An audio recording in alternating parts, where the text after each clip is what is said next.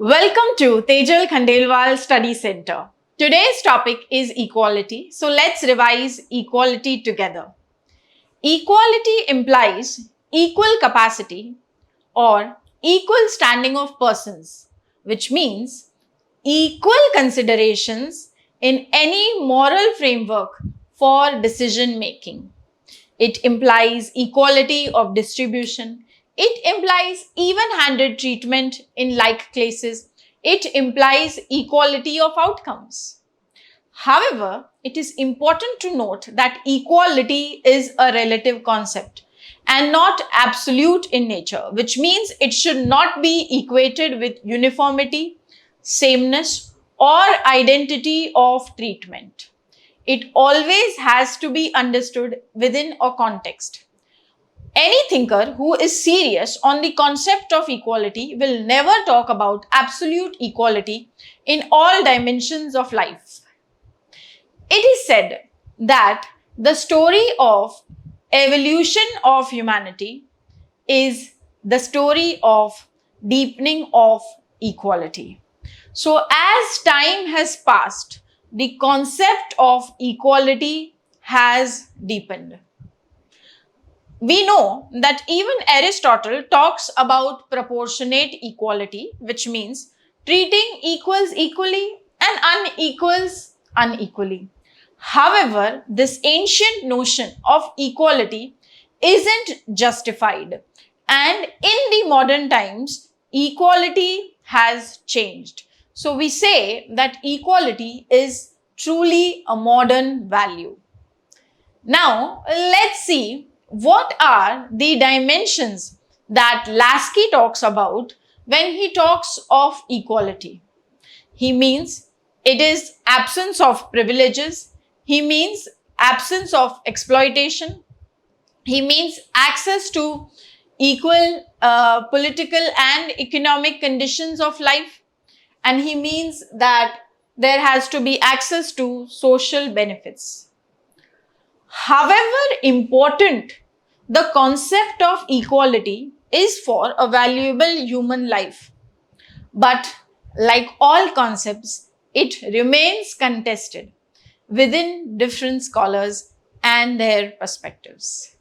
However, we should understand that in contemporary political philosophy, there is a key question.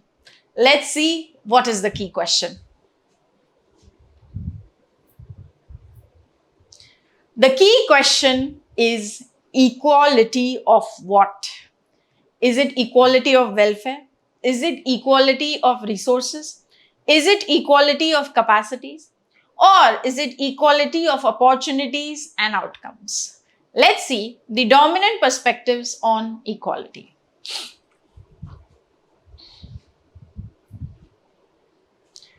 As liberalism dominated the 16th and 17th centuries and changed conditions from the medieval times where inequalities have been justified in the form of various kind of privileges that were available to the landed aristocrats or to the royal monarchs.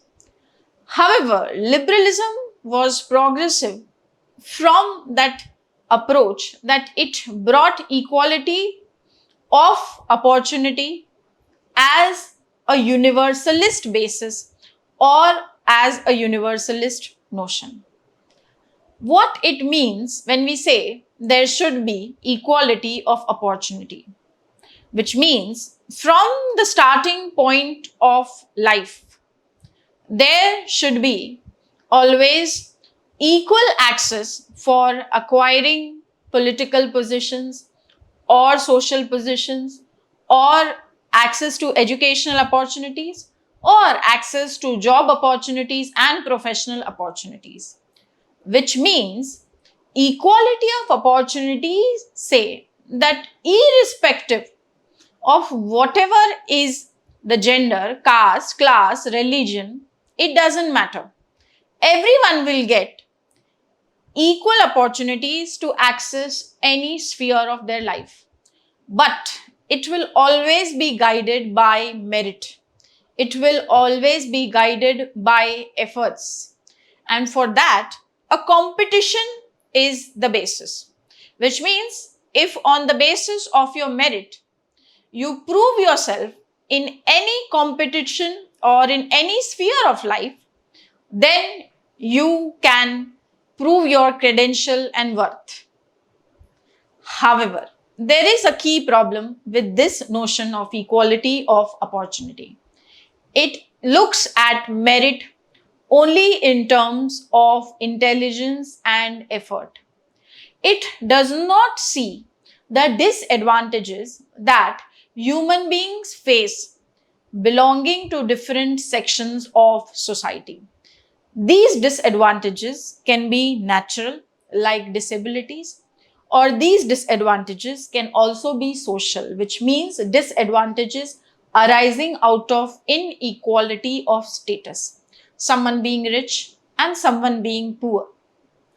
So, Michael Young says we should have in society meritocracy, which means merit is the basis, and the basis of merit is intelligent quotient and effort. However, the natural and social disadvantages are not taken into consideration by the equality of opportunity in the liberal perspective. And thus comes the challenging notion of equality of outcomes or results by the socialist and Marxist. So yes, we can say that equality of opportunity is an inegalitarian ideal in many sense.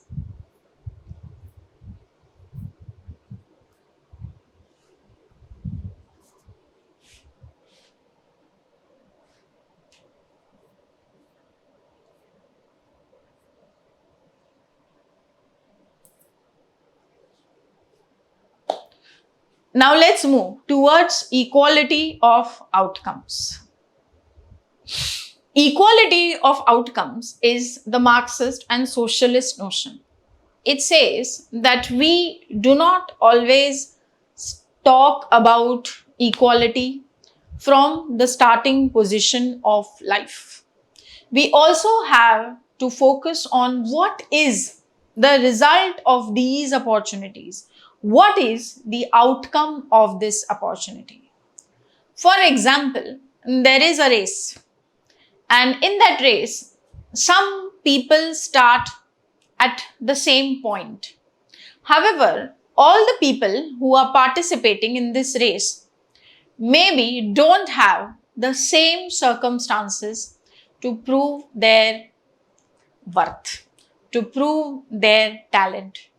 So, talent is a very different notion in this sense. We cannot determine talent only on the basis of intelligent quotient and effort. We also have to take into consideration the social circumstances that is shaping a human's life and choices. So, equality of outcome or result says we should shift from the starting point to the end results or outcomes. It is a radical notion and obviously a egalitarian notion for equality. It talks about transform inequalities at beginning into social equalities. Rousseau talks about the dangers of social inequalities. And yes, from Rousseau, we can say that Marx took it and gave it lot of emphasis as a key value for human life, unlike the liberals who emphasize on liberty as the key notion for leading a human life, valuable human life. Now, let's move towards equality of welfare. When we talk about equality of welfare, it is the utilitarian notion. And what is this utilitarian notion? Bentham equates welfare with happiness and pleasure. And this is problematic because it focuses only on the greatest happiness of the greatest number. So it is not a morally justifiable aspect of equality. So let's see now. So Bentham says welfare is happiness and it can be equated with emphasis on pleasure over pain. It does not promote any cause of fairness, self-respect, or fraternity, because the rights of minority can be at stake, right of one individual also can be at stake. Individual in this sense is not an end in itself, but a means to an end. And what is the end? End is emphasis on pleasure. End is greatest happiness of greatest number. Now, however, in recent times, neo-utilitarians have made this concept in the sense of preference satisfaction. So what is this preference satisfaction? Which means welfare basis should not only be like, pleasure, or happiness that Bentham has spoken. It is about how an individual judges what they like or what they dislike, what gives them satisfaction. So, for example, someone might get highest satisfaction in running a bicycle. On the other, someone else might get highest satisfaction only in running in a car. So, how will the state determine what to give? Whether to give a car as a social benefit or as a resource or as a welfare measure, or to give a bicycle. So it becomes very complex and it becomes very subjective to determine this preference satisfaction of individuals. So this judgment must be independent and fully informed. Like I said, someone gets through bicycle, someone gets through driving a car. So thus it is a very vague concept and a highly subjective. Now let's move towards equality of resources. When we talk about equality of resources, it is given by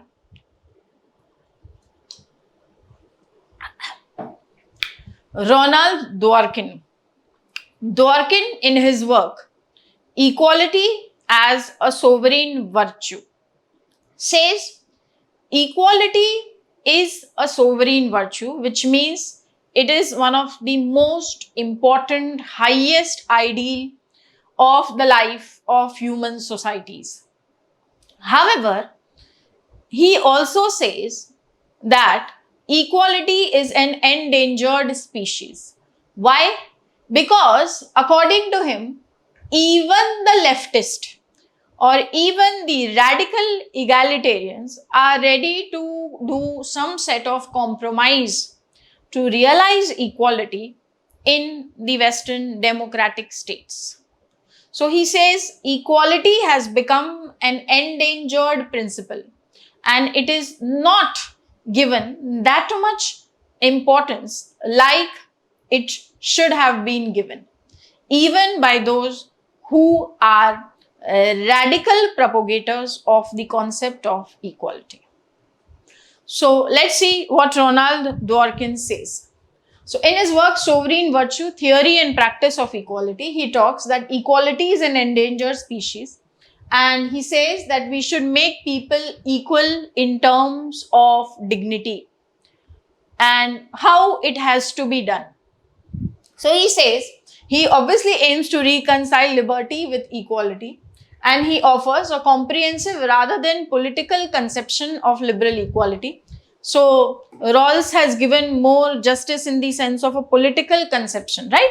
So he is criticizing Rawls as well as the utilitarians. Now let's see. He says with respect to utilitarians, for example, person is making a will for his sons. So according to the utilitarian idea, the life choices that the sons have, according to that father should make the will.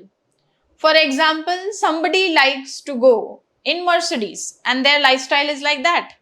And one son says that for me, even a bike is okay. So the father has to do the distribution in society as per the happiness or the pleasure that they have out of their different life choices. So the son who likes Mercedes should be given a greater share of distribution because that is the kind of his lifestyle. And the one who can get happiness even in riding a bike can enjoy that much portion of the father's will accordingly. This is very, very problematic according to Dworkin. Now, when we talk about his problems with Rawls, he says that we should, Rawls, the problem is he does not make people equal from the start. Because first, he emphasizes on liberty. Second, he talks of equality of opportunity with difference principles combined. However, this difference principle is as a matter of voluntary contribution. It is something which is not giving people as a matter of right. It is a matter of charity. And he is not equalizing the differences from the very beginning. He is not taking into consideration even the natural disadvantages that people can face. For example, can face, like somebody who is disabled, right? So Rawls is not taking into consideration difference principle first as a key principle and not making people equal from the start. So he says difference principle is only when you are disadvantaged. It comes in the lexical priority in third order. And he does not consider natural and physical disabilities. So Dworkin will draw his own concept of equality. And he says about equality of resources. And resources should be distributed in such a way that you give everybody resources in terms of equity. If someone is disadvantaged, they have to get more resources in their life. And after that, they should be left to whatever they want to do from that resource and make a meaningful life or no. Okay?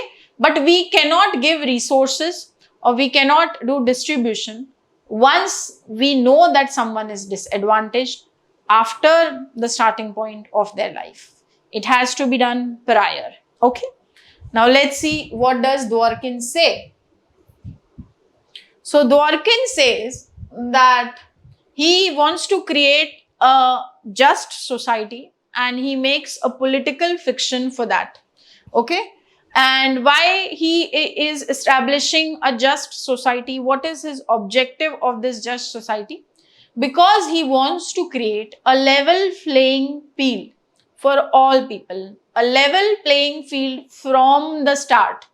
And then everybody, if they are on a level playing field, in terms of the resources that they have, then they can utilize the resources as per their effort and do whatever they want in life. So in order to make a just society, he is making a political fiction. What is this political fiction? He says, people reach on an island, an uninhabited island. And then there are like clamshells. And they have to decide how to divide these clamshells among them. So they distribute clamshells equally. But they realize that this is not a fair distribution. Why? Because in that group who is there of the people on that island, some of them are naturally disadvantaged, means they can have a physical disability.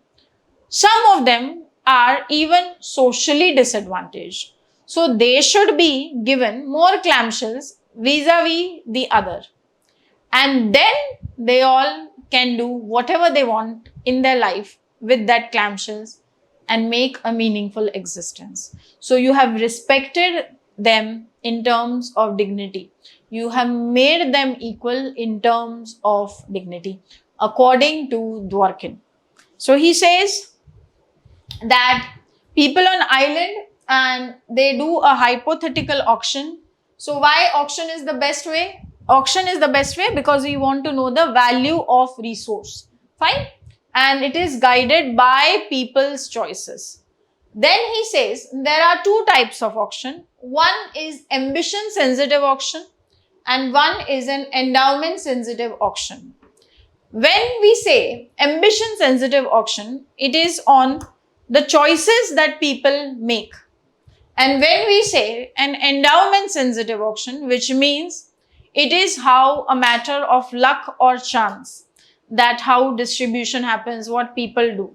So he talks about these two type of auctions. Now, however, he says that some people may have this brute luck, bad luck. So what we have to go through? Some people, which means the natural disadvantages that they may have. So these people will develop envy. So we should do an envy test. And by this envy test, we will really be able to know whether we have established the right consent for this distribution that is being done. Whether there is legitimacy of the decision that is arrived at in consensus.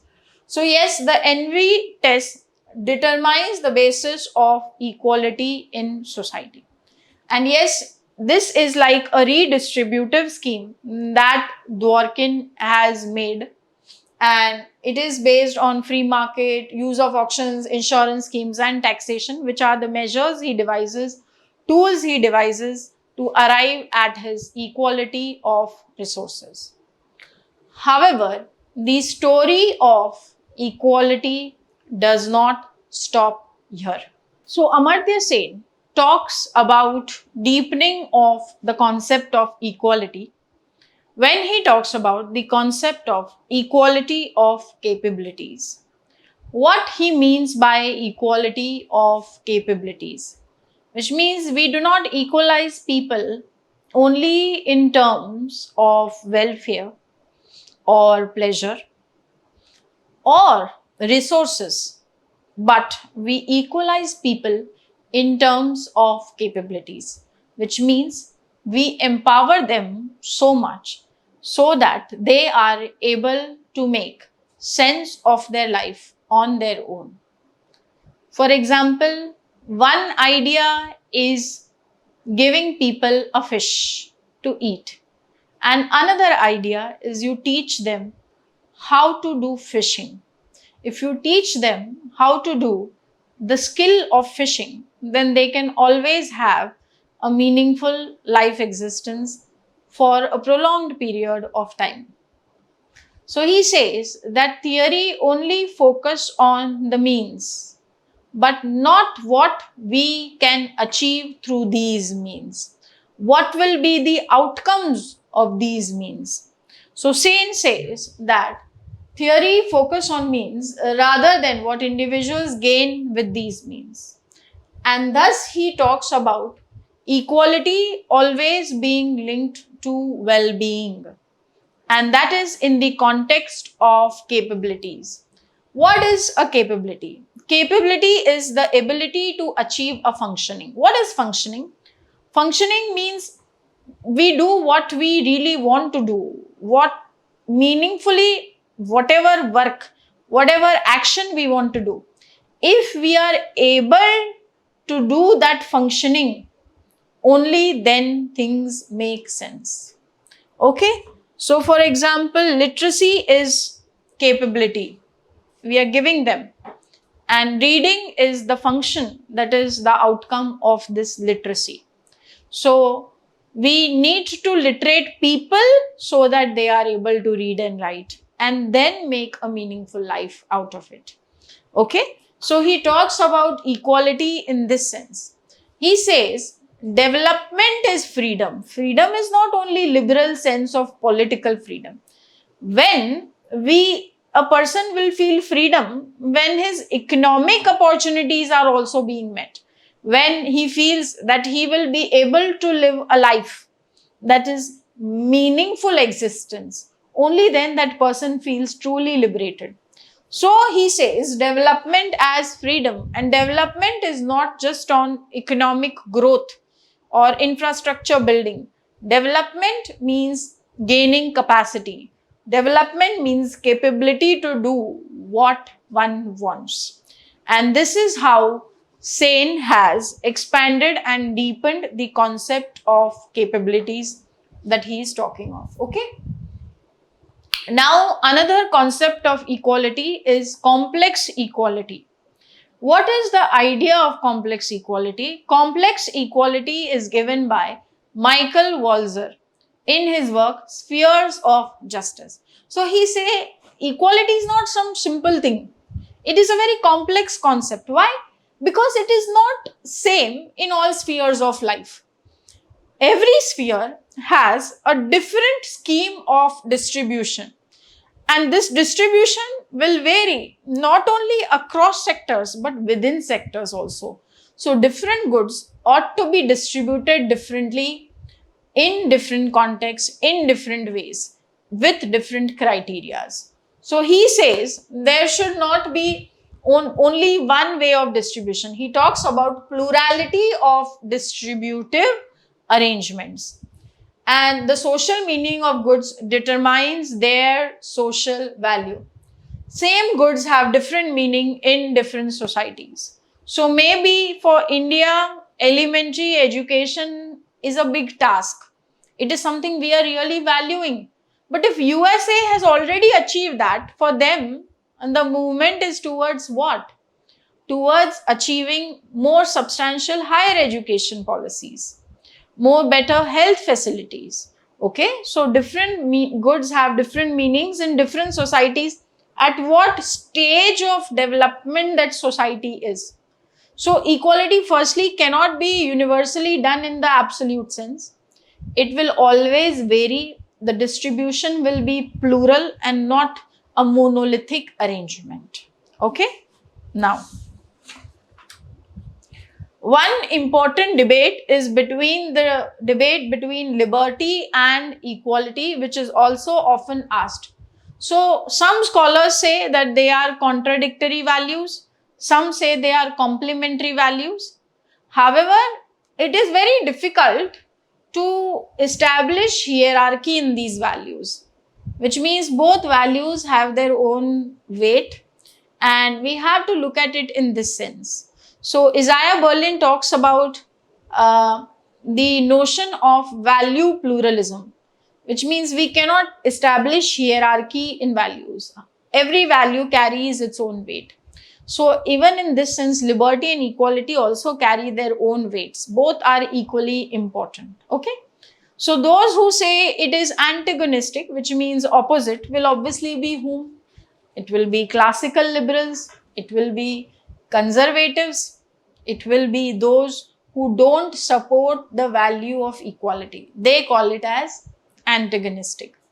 Like de Tocqueville, like Lord Acton, and liberals, classical liberals as well as neoliberals, who will challenge that by making them antagonistic, liberals are not taking into consideration the importance of equality. Obviously, the Marxist and socialist, who will call them complementary social liberals, modern liberals, who brought the idea of welfare state. They reconcile liberty and equality. Rawls also reconciles liberty and equality. So Rawls will also belong to this. So for example, GDH Cole Lasky, they say they are supplementary, complementary values. They are not antagonistic.